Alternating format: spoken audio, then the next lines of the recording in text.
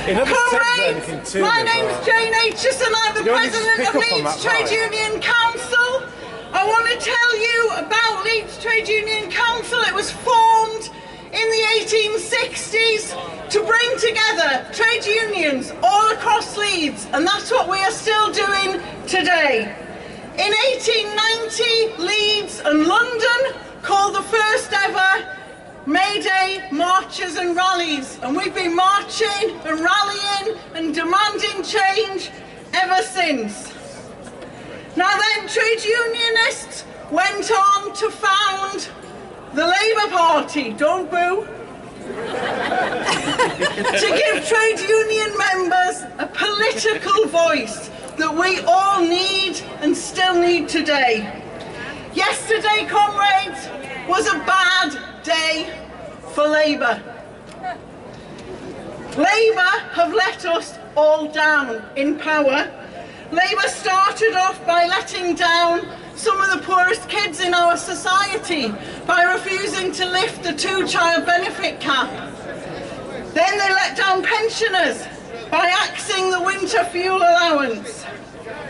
Labour let disabled people down by cutting their benefits. Labour have let trans people down by not standing up to the bigotry. Labour have let us all down by not increasing our standards of living as they promised to do. So, comrades, it isn't surprising that yesterday was a disaster for Labour, but more importantly, it was a disaster for us. Because not one working class person will benefit from having a reform mayor or a reform councillor, or worse still, a reform controlled council. Jobs will be lost. Services that we all rely on will be cut. And the hateful rhetoric which is ripping apart our communities will be turned up even louder. Everything that we stand for currently is under threat. Yesterday, in response, Keir Starmer said he must go harder and faster. Well, he got some of that right. Because Keir Starmer, you should go fast, and you should take Rachel Reeves and her hateful, cruel fiscal rules with you.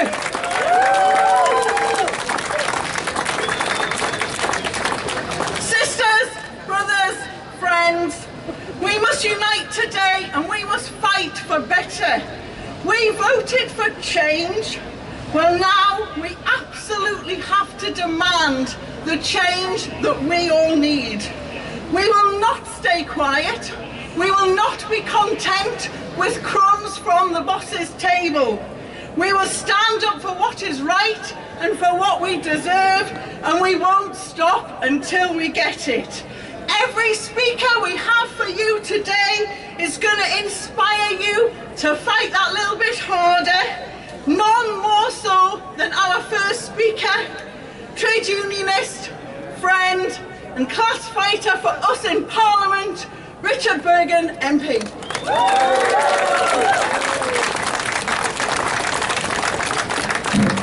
Thank you very much, Jane.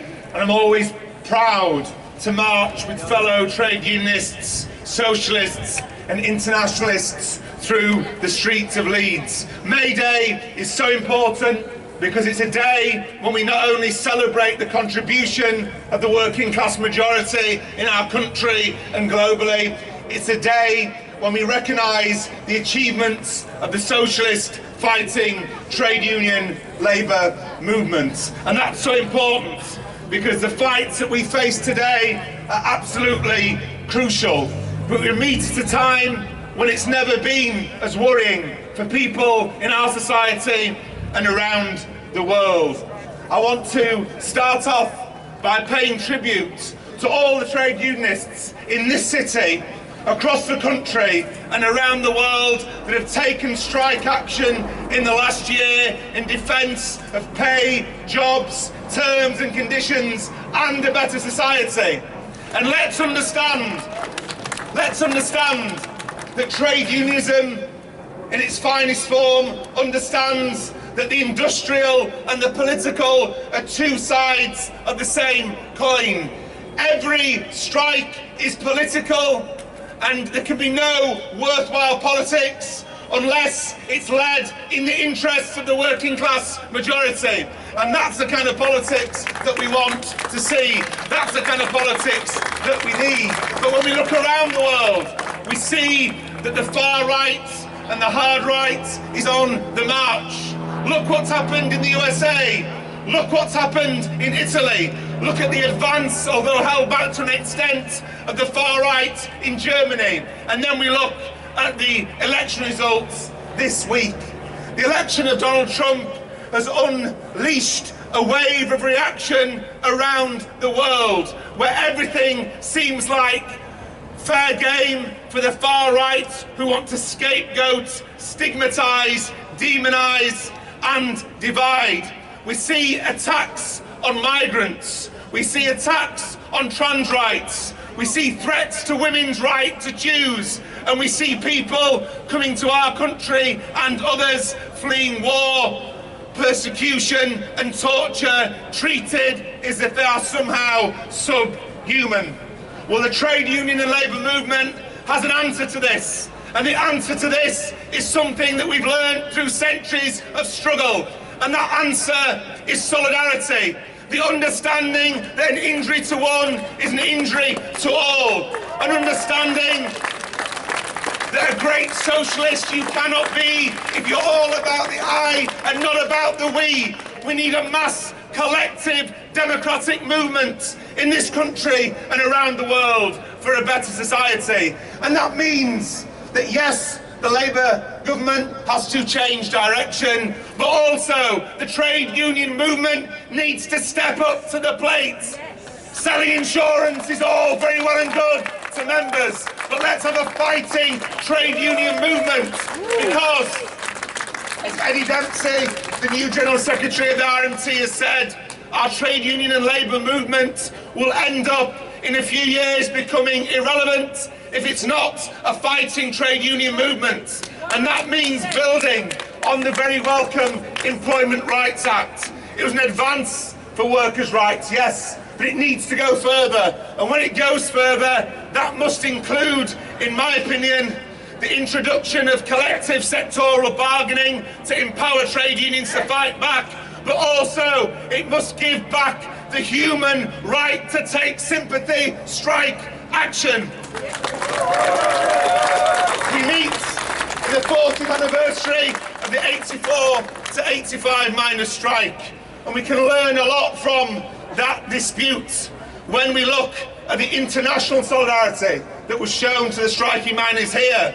The South African National Union of Mine Workers, operating under apartheid, sent support to the miners here in Yorkshire. We saw lesbians and gays support the miners, standing shoulder to shoulder with their comrades in the National Union of Mine Workers, and taking people on a political journey that made industrial and political progress for workers and for liberation of the lesbian, gay and bisexual and transgender community as well. And that is so important. But we also saw, didn't we? We also saw that not all trade union leaderships and not all in the Labour Party leadership understood the totemic moment they were in with that strike. Let's not make that mistake again with the challenges we face today. It would be remiss of me today, because trade unions are their best when they're internationalist, and Mayday is an internationalist occasion being celebrated all around the world on different continents. It would be remiss of me today not to mention the genocide that's taking place in Gaza. I've been clear in Parliament and on the protests that we've had enough of the double standards. The government can quite rightly bring sanctions on Putin and on Russia for their unlawful invasion on Ukraine. Why is it so hard for them to do the same against Israel? International law means means nothing if it doesn't apply to everybody. It doesn't matter whether the government or the leader of a country is historically an ally of our country. A war crime is a war crime, whoever commits it, and international law applies to everyone or it's not worth the paper it's written on. So let's have widespread sanctions, we need them. Let's have a full stop to arms sales, including the components to the F-35 jets, and let's enforce those international legal obligations that we have. And when we look in our own situation here, I want to make clear again, as I made to the Prime Minister in Parliament and to ministers in Parliament, that it is completely morally wrong and a departure from the founding principles of the Labour Party, founded by trade unionist, socialist, internationalist Keir Hardie, to try and make disabled people pay the price to balance the books. It's completely wrong to try and balance the books on the backs of the poor and the disabled. The government is trying to save between £4 and £5 billion a year with the cuts to disability benefit support. Why not take the real tough choice, the moral choice, and instead of taking personal independence payments of disabled people, instead introduce a wealth tax of 2% on assets over £10 million. That would raise every year £24 billion. Because when politicians talk about taking a tough choice, all too often it means taking the easy choice and kicking the poorest and kicking the disabled and kicking those who need support, not stigmatisation. And so, as you'd expect, if the government doesn't drop this plan, I will of course vote against it. But I want to be also clear about this. I don't want this vote even to take place.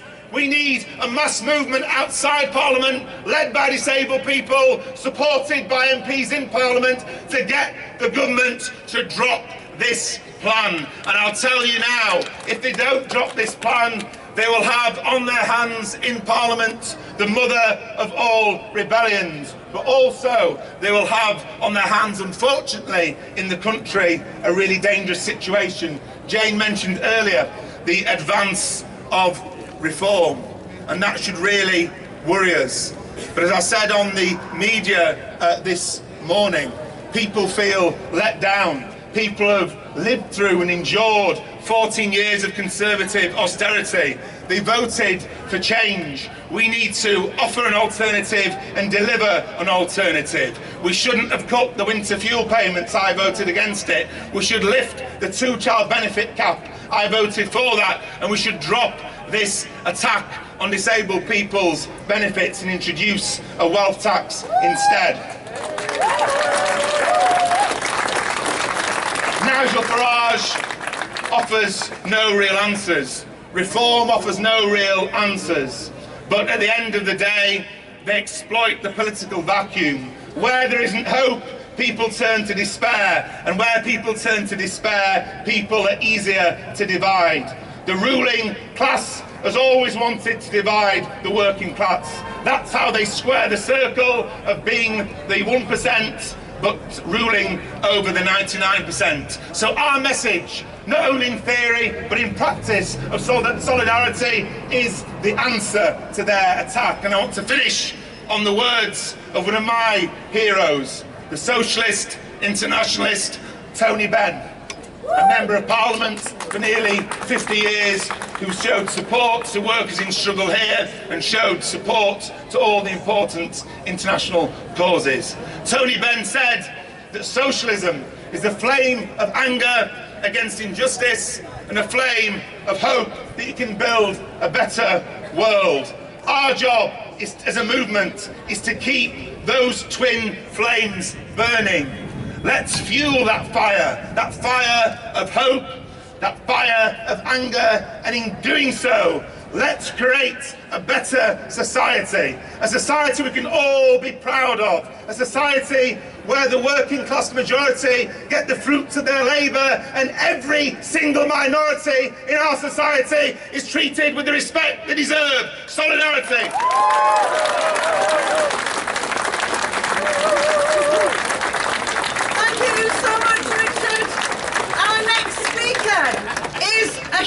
hero of the working class, a woman who helped to found Disabled People Against the Cuts, and who has written a fantastic book, unfortunately much needed, about the war on disabled people. Read it if you can. Huge pleasure to introduce to you Ellen Clifford.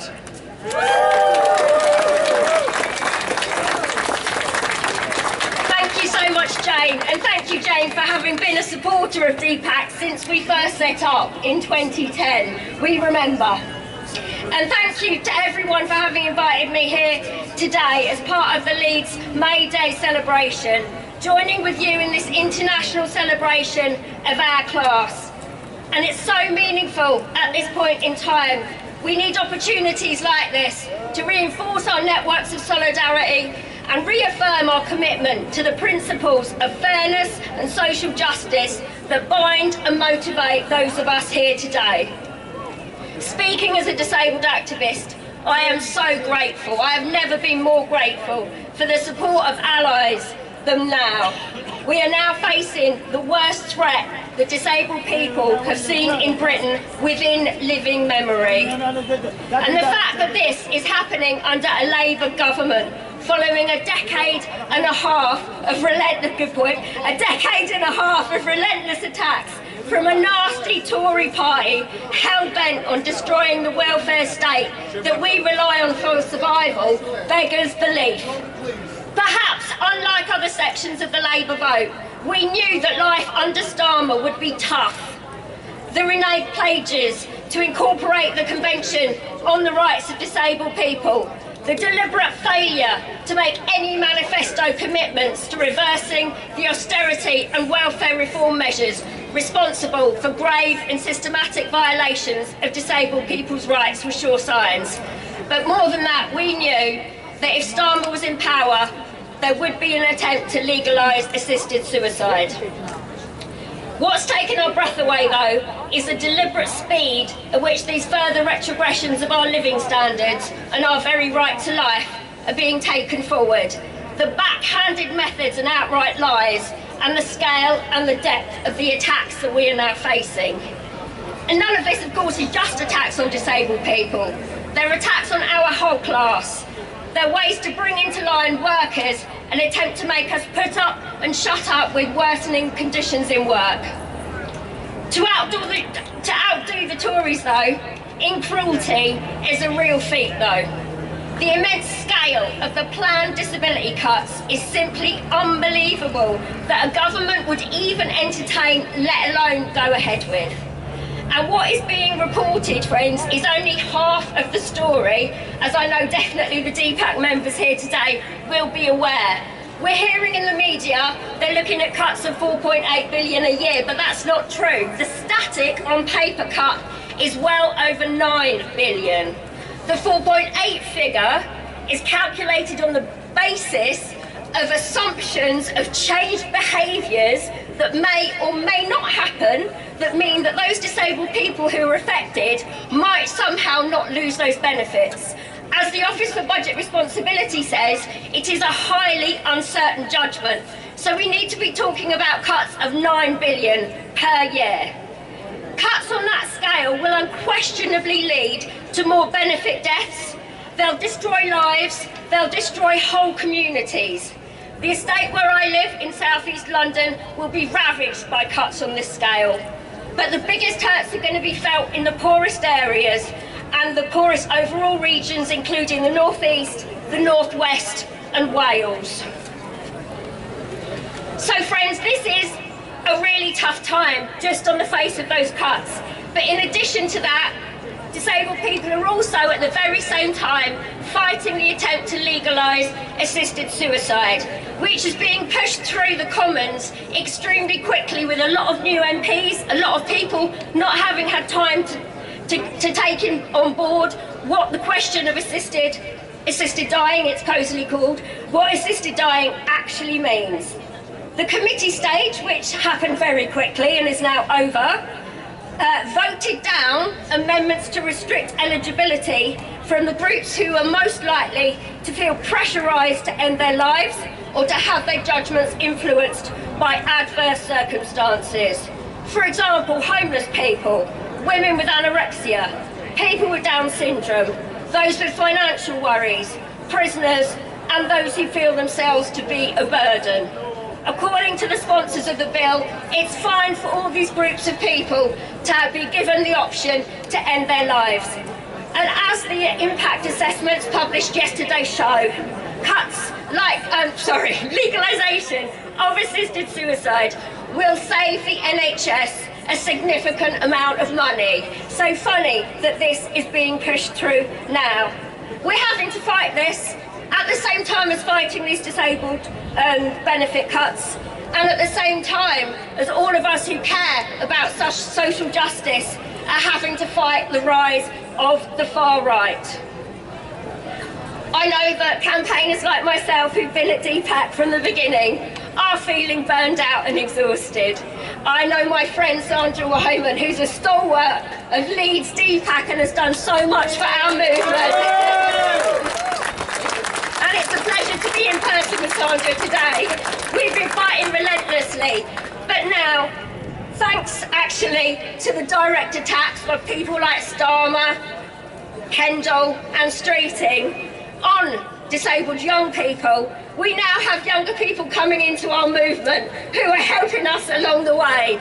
And it's brilliant to see how these younger people are not taking what's being given to them. They're not taking the idea that they are inventing their own mental health diagnoses. Recent research has shown that the biggest factor behind the rise in young people who are not in education, employment or training were austerity and the impacts of austerity. This was also the generations that had their childhoods ruined by COVID and Johnson's mishandling of it. We at DPAC very much welcome the arrival on the campaigning scene of Crips Against Cuts, the newest, youngest addition to the deaf and disabled people's movement. But it can't just be disabled people fighting alone. This is a fight for all of us, just as it is the fight for workers' rights, the fight against transphobia, and the fight for a free Palestine. DPAC is proud to be part of the united struggle against all forms of oppression and towards a future for the many. Thank you so much for your support. Solidarity.